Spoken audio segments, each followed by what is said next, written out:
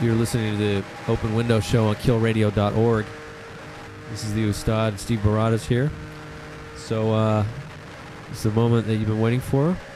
Pulsating Cyst live right now. Here he is.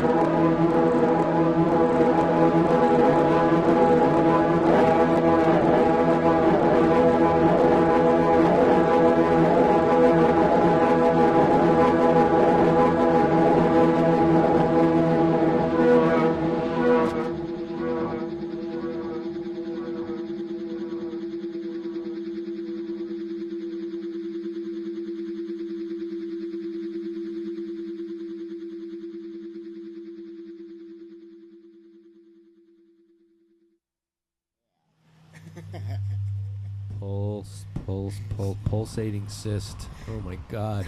Yeah. Pulsating Cyst. Thank you. Thank you. And speaking of God, I think he wants to respond. Wow. We'll get Adrian a microphone here in a second. But what thoughts did you take out of that one, Steve? It was totally amazing. I'm sitting here just tracking it with my eyes closed, and I'm going through images, and I'm going through levels. Yeah. Of levels. I just found it totally amazing what you do. I mean, it looks so intricate from here. I mean, I was kind of meditating. I was throughout too. part of it. Yeah, that was a more. Welcome. Thank you. Less noise and more meditation. Yeah, it had a kind of a drone to it. With a drone element. But basically, I bought a bunch of VHS tapes recently. And, really? Yeah. Wow. And I have a lot of VHS tapes. And there was this one on the origin of the pinup. And I guess during the 40s, there was this like a moral outcry. And there was this section of this woman giving her manifesto about moral degradation in America, and it had this like chant to it. And there's this one section where she's saying, "I smell smoke, I smell fire," and it just that's part of the vocal sample. That, really? Yeah, out of that, and I just found it really hypnotic. And especially out of context. I thought it was Tibetan or something. Yeah, yeah. It had like a mantra to it. I don't know if this was like a speaking method that was popular then. But very unusual. So I sampled that, and I just got this new pedal that does sort of a granular synthesis layering, and that with the Bradley Telecom jitter and hit generator. It makes these that case there, that metal case that you have cracked open. Yeah. And you were turning knobs with it. That looks like it's something from like 1950s era. Is that what you're referring to? I think it's more of a 60s. 60s? Yeah, I'm not sure, but it could be late 60s, maybe early 70s. Some kind of a test machine for telephone systems. I'm not really sure, but it's a noise generator essentially, and so it doesn't really sound like it the way that I was using it. It reminds me of a switchboard, like an early version of a switchboard. Yeah, I again, I haven't been able to find any documentation explaining exactly how you would use it. I'm assuming that you want to see how the system operates when there's noise in it, so that thing makes the noise for you. But a little less of the total like noise freak out than what I might normally do. It got a little bit towards the end there. But that's great, because it was totally different from the last set you played on our show. Yeah, the glow in the dark 45 has a few minutes of that set on. Oh, it. really? Yeah. Tell us about this. I've got it in front of me here. Yeah. Well, this came out recently, and on Obfuscated Records. Obfuscated, and so it's basically 3 clips from some shows from this last year, and holy shit! Look at that. It needs a good charge, but it's a glow in the dark vinyl. It works pretty good if you get it. So you let's hold it up to this light for a moment, and then we'll turn the light off. We'll test it. So that's oh my god, that's Because I've seen a lot of different types of vinyl, marbly kind of stuff, or different colors, clear, whatever. But I've never in my life seen glow in the dark. That's awesome. There's a switch there. You can switch that. We're gonna test it for the radio audience. Very hard to tell. But we'll give it more of a charge. But that's definitely worth owning, huh? Yeah, turn it back on for a second. Oh, sorry. Yeah. So that's a 7-inch. What's the running time on that one? It's about it's about 5 minutes per side. Is it 33? Yeah. Yeah. So have you released vinyl before? This is I co-released the Merzbow Actuary release. Oh, right. With Earth Love Music and that is a great record, by the way. Sorry, Love Earth Music. Love Earth. And but that was Dustin did a lot of the heavy lifting in that case. So this was the first thing that I put out by myself, I suppose. I mean, I'm working on some other. Cut the light again, Steve. Oh, look at that! Yeah, There it goes, indeed is glowing in the dark on the turntable. Yeah. That's great. But yeah, if we do have still some light in the room, but Yeah. it glows for a while. There's only a few places I found that has the glow in the dark vinyl, and it's sort of a limited supply. It'll run out eventually. I don't know.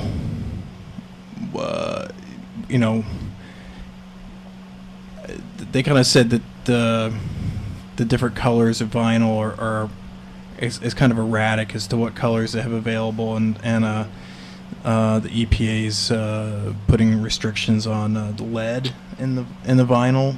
Oh, really? So things like that kind of affect, I guess. And I think it sounds pretty good. It has a fair amount of surface noise at the beginning of the disc from the magnesium or something that's in it. It doesn't really bother me, but I noticed that with different records that I buy. Sometimes they sound a little more crackly.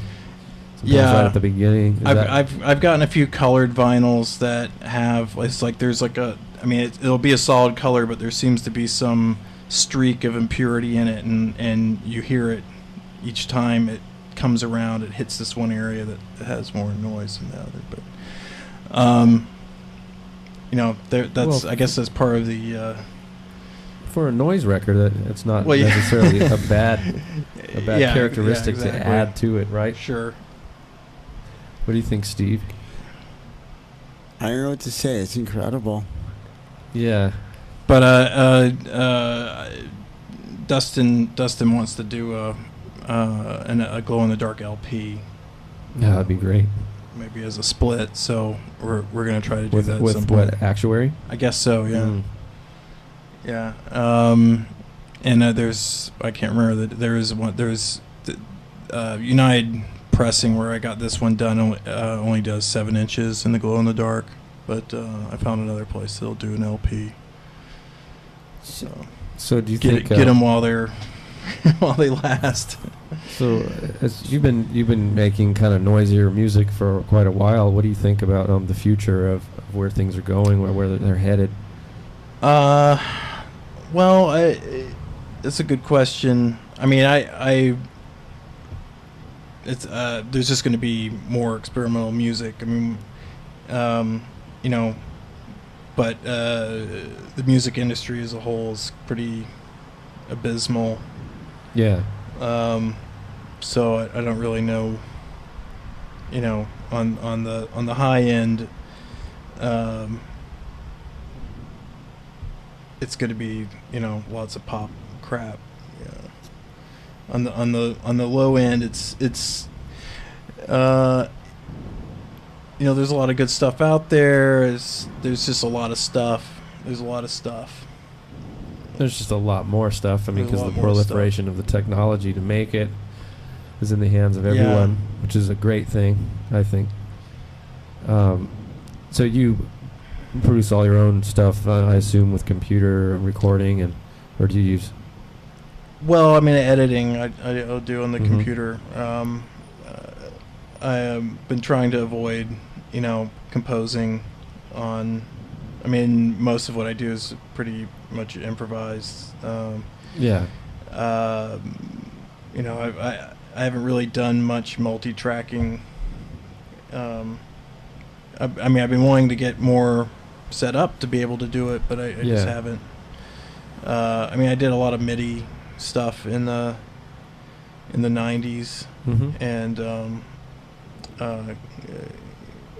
kind of got burned out on that. So you're more like, what were you gonna say, Steve?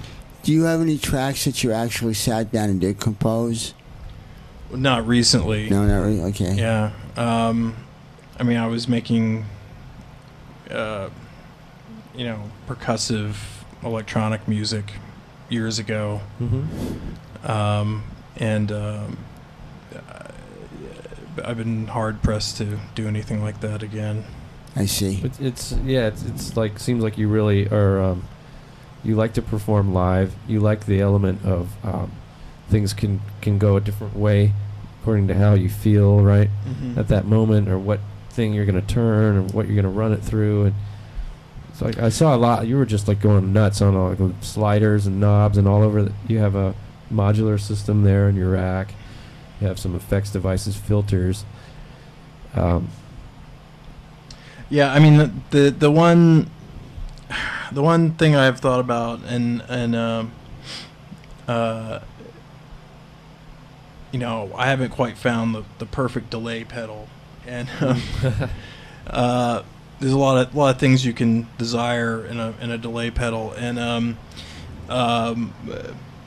when the point where it gets particularly difficult is when you want to be able to independently layer multiple tracks and insert edit into them on the fly and that kind of stuff. Like there's a few things out there that sort of approach letting you do this, but there's always some sort of restriction. And so that's one area where I've been considering using a laptop and something like maybe Ableton, where you can easily you capture on the fly and loop stuff. I haven't used Ableton a lot, but I mean that's the impression I get of things that you could do with it. It seems pretty limitless these days, yeah, with Ableton. How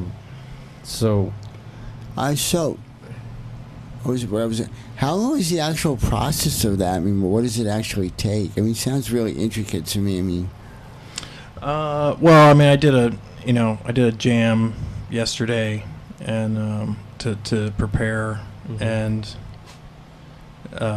was doing that and cooking dinner at the same time. So I managed to not burn anything, so that was a feat in meal. Must have been a great feast. It was. I was reheating food from the day before, so.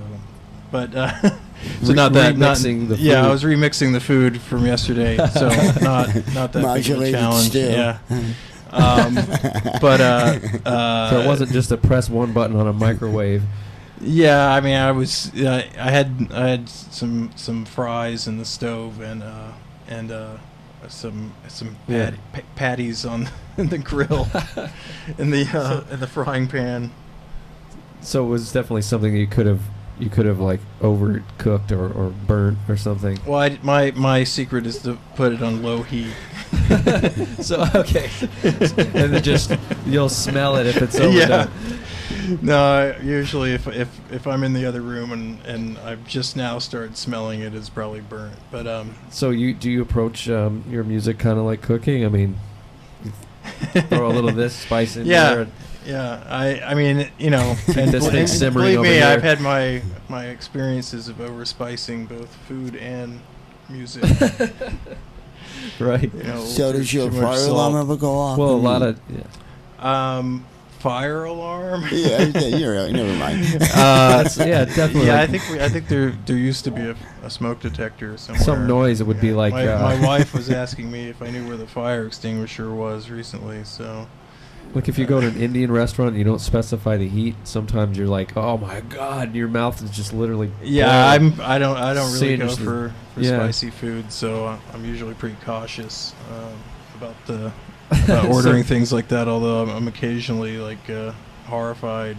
But your music does kind of have that personality. Like you don't really seem to like that. You need I was watching the levels and I wasn't having to fight like you know things getting too loud or whatever. So clips for the listeners out there. I just left it in one level, and you seem to like have a balance of like keeping things from going. Yeah, I too think much it. in the Well, red. with this kind of the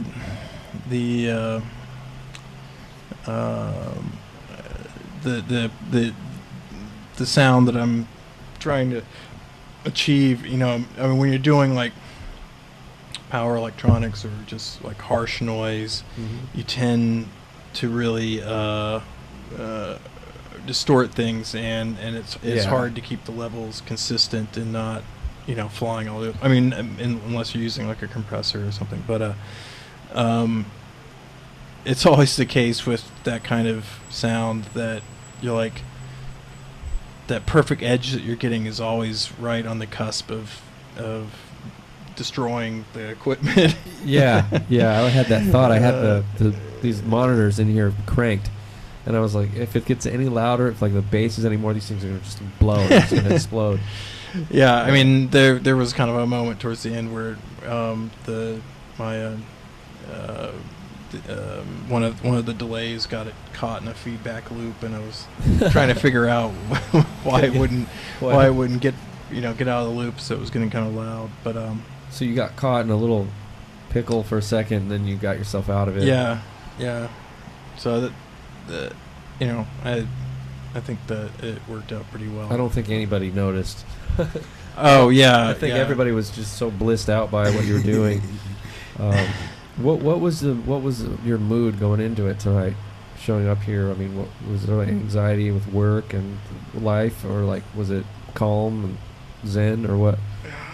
Yeah, I wouldn't say it was zen, but well, I mean, there certainly, as I was telling you before the show, plenty of source of potential anxiety, but I guess I've been trying to capture something a little more refined, or I don't want to. Blissful is not really a word I would use, but maybe appropriate.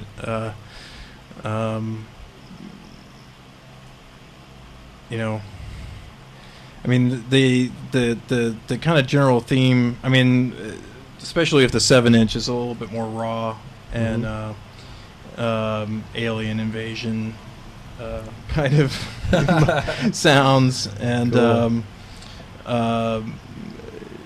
you know, and I've been listening to a pretty wide range of stuff recently, and I kind of have seen a lot of artists go in sort of in this direction of I'm not really sure what, you know, it's not not your typical kind of noise. I mean, it's more on the fringe of noise, and still being, you know, somewhat free form, but I guess more of the drone style. Do you think noise will ever become a will noise ever go the route of like jazz becoming like David Sanborn, like pop music and all that? I mean, you know what I'm saying. I mean, will they ever use noise loops in like a mainstream hip hop track? Or well,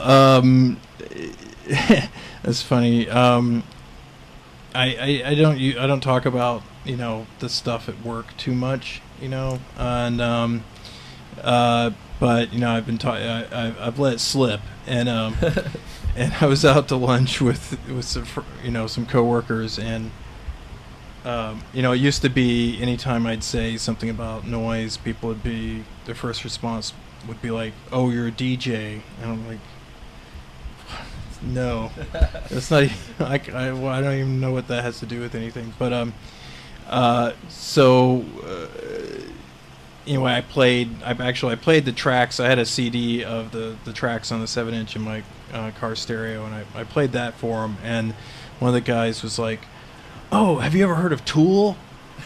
And I have heard of Tool. I'm not that familiar with them, but he was like, "This is like something they would do in between songs," and I'm like, "Yeah, it's the parts, it's the song parts that I have an issue with." They're probably, I mean, I don't really have anything against Tool per se, but yeah, you'd probably go to their show, and then you would, that 30-second part, you'd just be like so happy, and then all of a sudden they would kick into. Yeah, I think, other I mean, thing.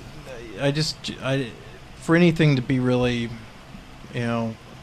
popular, it seems to have some sort of rock element to it. I mean, if it's going to go big time, or some kind of beat, yeah, interesting. Well, there how loose can that get? I don't know. I mean, I don't know what the kids are into. I mean, there was that group Dialect about 6-7 years ago, and they're like a hip hop group from New Jersey, and they were throwing in like kind of like Merzbow kind of like samples with like hip hop, and it was really incredible. It picked up. People in Europe picked up on it, but they kind of changed their style, because I don't think they were really getting anywhere back home, Yeah. But I thought that maybe someday that would be like a really cool genre that would kind of take off, Maybe. Because, I mean, you heard the performance earlier tonight. Dylan Doran, he was doing like some really cool hip-hop oriented beats, and he was doing like spoken word kind of stuff. Yeah, I thought that was really cool. It's not like really noise, but it had like interesting like sampling, and I think the possibilities are kind of limitless.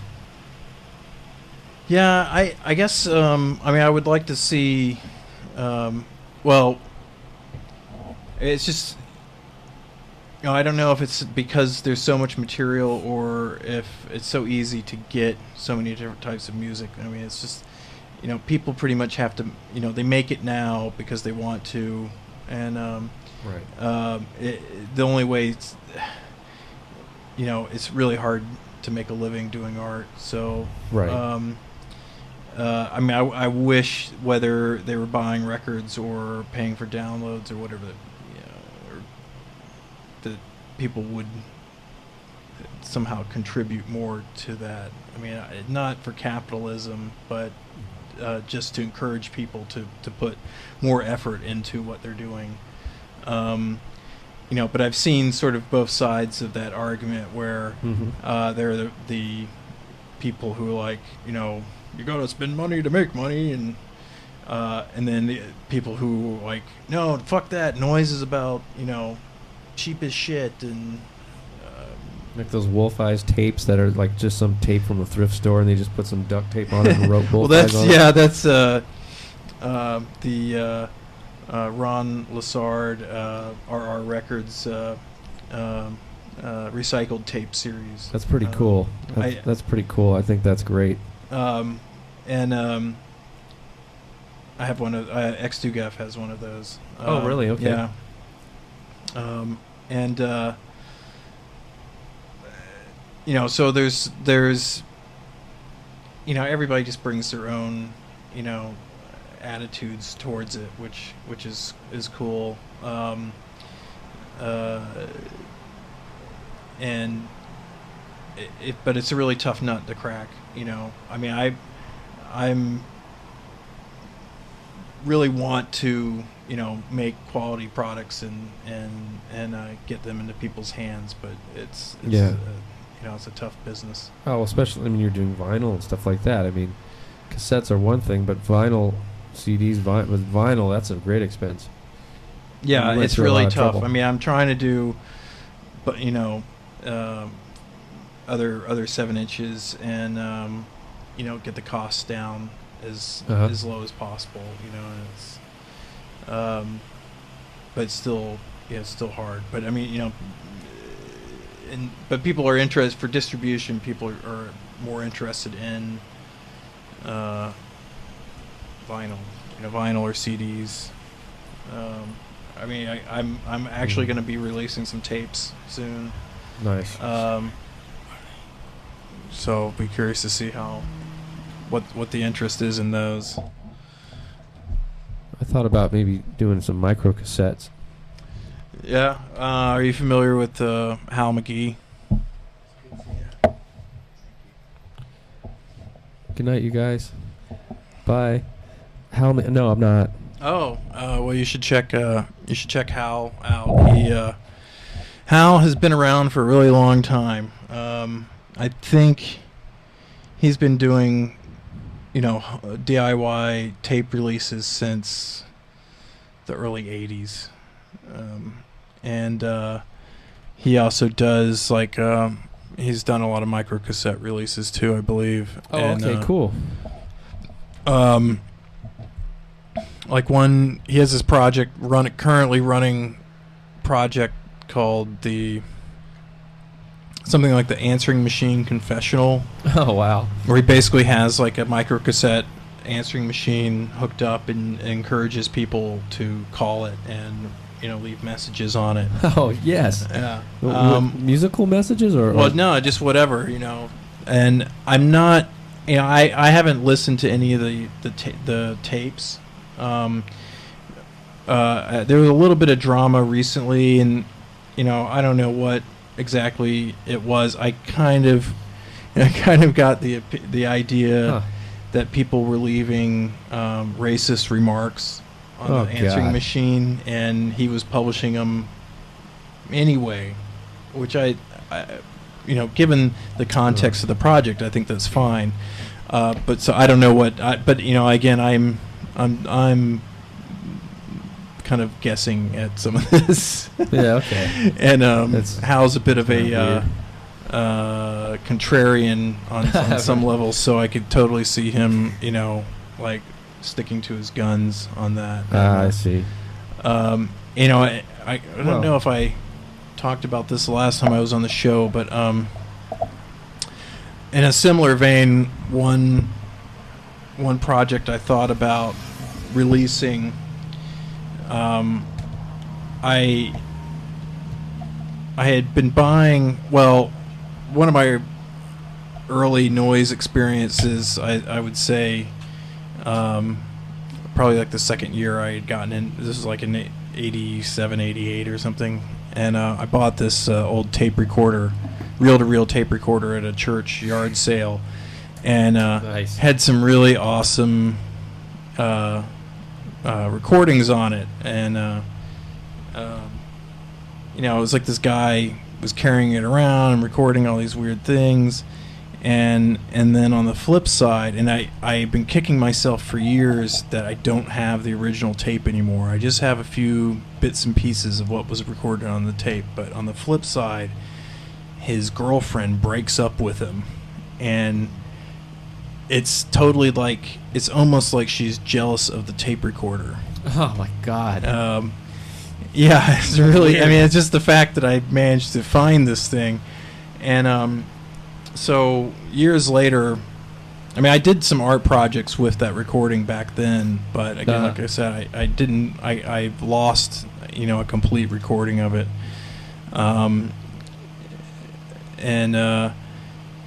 So years later, I had started buying used tape recorders to make into feedback boxes. I did a circuit bending workshop several years back with Andy Bullis when he was in town. And you buy a lot of these tape recorders and you get a lot of tapes. And of course, I would check the tapes out. Eventually, I just started buying. I would see an auction. Used tapes. I would see an auction for a tape recorder, and I would write the person. I'd be like, "Look, I just want the tapes off this thing. So I'll if I win it, you can do whatever you want to with the tape deck. Just send me the tapes." Oh, that's cool. And most people were cool with that. And but it was kind of a crapshoot because a lot of times I couldn't really. they wouldn't be able to tell me if there was anything recorded on the tape or not. And like in a few cases, they're like, "Oh, I erased them," and I'm like, "Oh." But so I amassed quite a number of tapes, Really? and pretty wide range of stuff. And I don't know if I have enough material to do a release completely on this or not, but there was a lot of racist material. Just like offhand remarks by This people. is stuff you found off eBay or something? Yeah. Like all around the country? Yeah, Could be anywhere. I failed at really making copious notes on where the tapes came from. Okay, I mean, so in you some don't have, like, cases, documentation. they're clues, they're accents or whatnot. You know, Yeah. like Well, there were tapes from New York or from Texas, and so I kind of thought about putting out a release called, Racism is recorded on reel-to-reel, some really long, convoluted title for what it was, and I could see that being kind of popular, actually. I really should compile some of this stuff and publish it. There were, there was like a kind of sexually explicit love letter. There was a one-sided conversation of a guy apparently talking to his wife who kept threatening suicide. Oh And my I guess he was God. recording the conversation like he wanted to be able to play it back for her later and say, this is what we talked about. And, so God, I man. found like a huge collection of like this kid's, in his garage, like sports talk show. Not necessarily the most interesting material, but I mean, for me personally, I don't know if it would be for somebody else, but I mean, it was like, years worth of shows that this kid had put together. God, that sounds great. Yeah, and just tons of stuff. And so I haven't really gotten back. The last time I kind of scanned eBay, it was kind of slim pickings. There's a lot of like disappointment. Each package you get, you're like, is it going to be gold or is it going to be blank tapes? And it's pretty much a little heavy on the blank tape side. disappointment. You just never know. But you just have to be persistent, yeah, I guess. Yeah, I mean but when you get something that's really juicy, it's totally worth it. And that's like I've tried to mine other like answering machine tapes are another good source. Like you find old answering machines, and a lot of times with tapes they'll have like lots of old messages on them. I did come across someone who was had released some things like this, and that were pretty good. And this is different, but a friend of mine that I went to school with in Kansas City, and I'm a little unclear as to whether or not he's given me permission to publish this or not, but I hope he allows me to.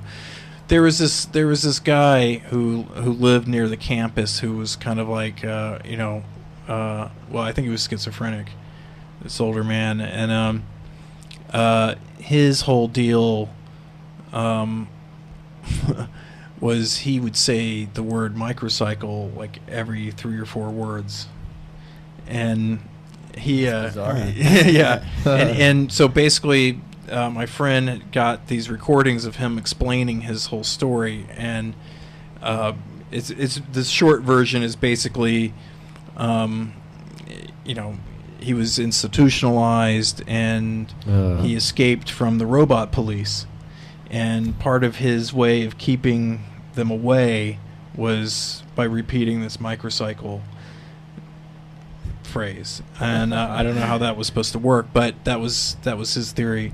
And he had like these business cards that were like handwritten, that with the most incredibly small handwritten, like it was just like microcycle repeated over and over again on this card, like 100 lines, on like a business card. Tiny writing. And and it, It's fascinating. I think it's pretty fascinating stuff. It is. So I guess, I more recently, like, well, I've kind of, it's funny, like, within the noise scene, and people can be lazy and they just grab stuff off the internet and whatnot, and so there's sort of a derogatory notion towards that. But I mean, I think also, okay, granted, you go to YouTube or whatever, and it's likely if you've seen it, someone else probably has. But it's a good place to mine, samples, and but again, you have a big collection of VHS tapes, and you're guaranteed to find stuff that is not on YouTube. But one of my other favorite areas to look for found sounds is dating websites. Oh, Jesus. There's some really good J-Date or material. whatever. Yeah, particularly like, well, back in Chicago there was a free newspaper that actually had like a phone dating service through it, and I never did anything with this material, but you could call in and people would leave messages, or greetings or whatever, but so you find a similar thing in the form of websites, and I used a bunch of samples on the Boss Lady X2F Boss Lady release I did several years ago, which has the sequel has yet to be completed. I think we're running on 4 years in the making. I was actually it's been so long. I was actually thinking about doing a vinyl release of the original material. For some reason, it'd be cool. But so, but I was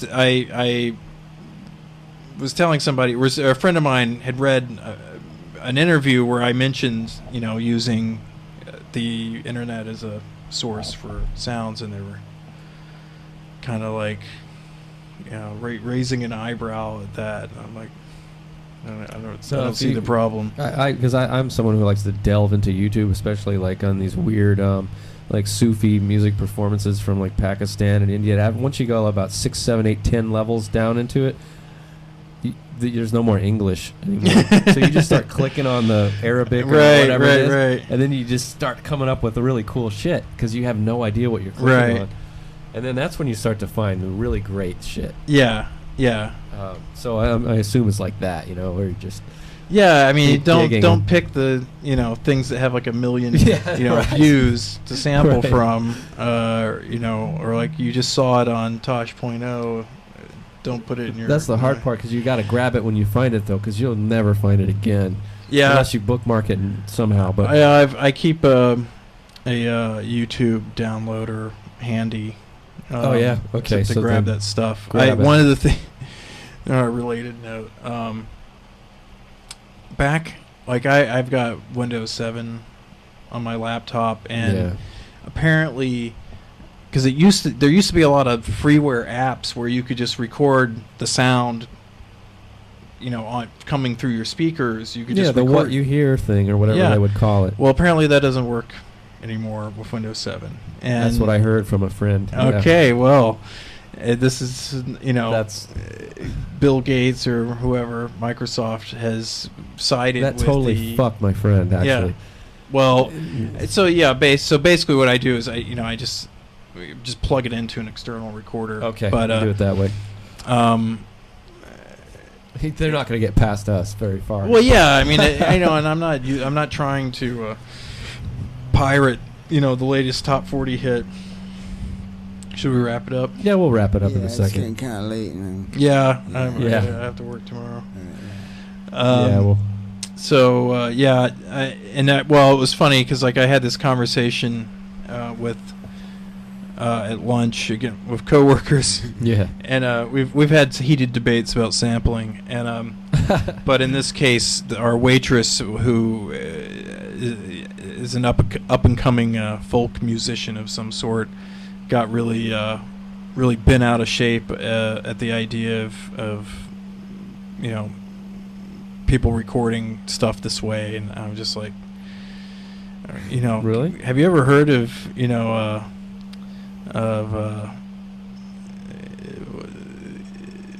what's the word? I'm drawing a complete blank.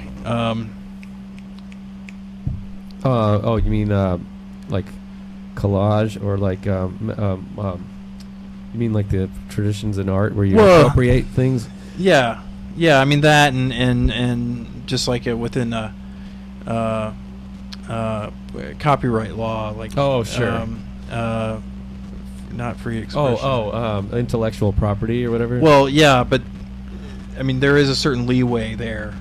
Like yeah, there's the Howard Stern. They can do song parodies or whatever, and things like that. Right.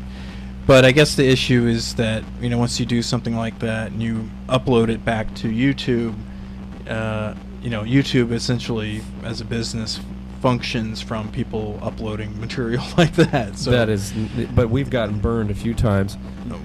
Just from our show, we try to upload it, and they're like, we detected somehow now they can detect like songs on there, and they sure, like he had a Pink Floyd song, and they like just kept like rejecting my upload. And I figured out I had to cut that out, but then it still like thought that I had the Pink Floyd song on there. Yeah. And I played Alice's Restaurant, and the first time we played that, we had the idea of making it into a YouTube, and we got. It didn't work out. Well, I've encountered this too. That tour that I did with Evil Moisture, his set in San Francisco featured a recording of, like a German singer from the 30s, and that got blocked. And it wasn't. It was only blocked in Germany. Oh, okay. It said it on there. Copyright. Yeah. And but it was being played. They use a scan. They eventually scan all music, and they basically a copyright holder will submit their songs, and they create this imprint of it, and then the software scans all the videos looking for these imprints. And it's pretty tolerant of. Think of Germany in the fucking 30s. It's like. Yeah, I mean seriously, they shouldn't be able to, claim fair use. That was the phrase I was fair looking. Use. Yeah. I was kind of pissed off and amazed at the same time how the whole process of actually finding a song like that, like. Yeah, that's technology. There's that app that I use. I forget what it's called, but to detect, like, hold it up to the speaker, and it'll tell you. It's the same technology. Wow. I mean, it's the same thing. Incredible. But guys like us could eventually use that kind of technology for our own use. Yeah. Sure. Well, I've got one for them. I dare them to figure. No. Well, I'd be giving it away, but I was thinking of doing a series of conceptual releases, and one of them was to basically take, Britney Spears songs or whatever, and making them completely unrecognizable by rearranging each sample in it. So it would come out sounding like white noise, basically. But technically, I'm totally infringing on their copyright. But I don't know how far I can push this, or if anyone will care, because I was going. The CD will be composed of tracks named after who they're by. So I don't know if I'm playing with fire there or not, or that would be damned interesting. Part of the concept is that I was thinking of just like of just giving these away, and it's like, really, I'm in no way infringing on your ability. I'm not damaging your ability to make money off of this stuff. So, because like again, my understanding of copyright is that there's no like, if you just use, a lot of people think if you just use 5% of the original material, you're safe, or if I turn it upside down, it's like there's no. It completely is a subjective thing that, anybody can sue you for it, and then it goes before a judge and they decide. There's so many cases that are just pitiful rip-off, stuff like for example, like you had, Tubular Bells, which was a song, and then it was used in The Exorcist, and then it became associated with a horror movie kind of theme, and then hundreds of horror movies ripped off that theme and used their own, like Phantasm or Halloween and all those movies. It was just that became the style for like 10 years. Well, an interesting story. The guy who wrote that Tubular Bells. Oh, Mike Oldfield. Yeah. That was like he was signed on Geffen, and that was his big hit. And then he had this like 10-year contract, and at some point, like Geffen's like, so when are you going to put out a new record? And he was like not motivated to put out another record for Geffen. So I guess apparently he recorded Vacuum Cleaners, and that was his record, and it got him out of the contract. Really? And then he made the real album, which was another mega hit. And was like, so he had him playing all these different instruments, but his so he found a creative way to that's get dropped or that's like I've heard that was Lou Reed's motivation for Metal Machine music, and that's a great album too. Yeah, Metal it's Machine really music. I mean, I find it hard to listen to it, so I mean it's really grating. It's so weird too, and it's like all these different like things that are just like multi-layers, I guess. But I can't figure out how he did it. Yeah, and I still try to imagine, just being, like laying that on the general public back then. I mean, people, took the records back thinking they were broken. Like, you don't understand the technology if you think this is what a broken record sounds like. Noise album in mid '70s. That was a mainstream artist releasing this. I mean, that's label. pretty. Another article or a little tidbit I came across recently was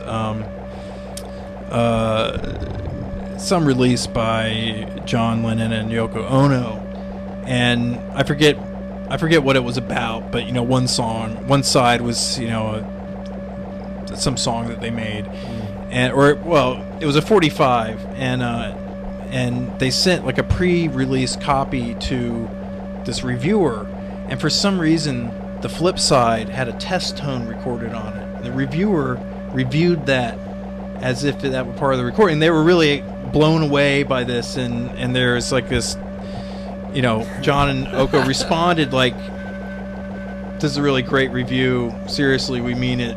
Blah blah blah." Oh, that's brilliant. Like it was just like a 20 hertz test. He's like, wow, dripping. Well, speaking of test tones, what we have playing right now, I guess we'll leave the listeners with this one of your recent releases, which you handed me. This is the Endometrium. Endometrium Cunt Plow. It's the Eclipse Blindness. And nice. He almost blinded himself staring at the Venus transit. Oh my God! Really? Yeah. Jesus. Yeah, I don't know what why he did that, but I missed it. I was like on a plane. I can't remember where I was traveling to at the time, but I totally missed it. I didn't see it either, but God, that would have been cool to see, but not to be blinded by. But this is what this is. It's about that. Yeah. Well, so anyway, thanks for coming and playing. Yeah, Adrian. my pleasure. Yes, thank you. It was an incredible night. And everybody out there, get some of these releases. And what's the website that they go to? Obfuscatedrecords.com. Okay, great. And don't forget about the glow-in-the-dark vinyl. Okay. I'm going to trip on that. I come in here late at night sometimes. I'll be doing this next time I come in.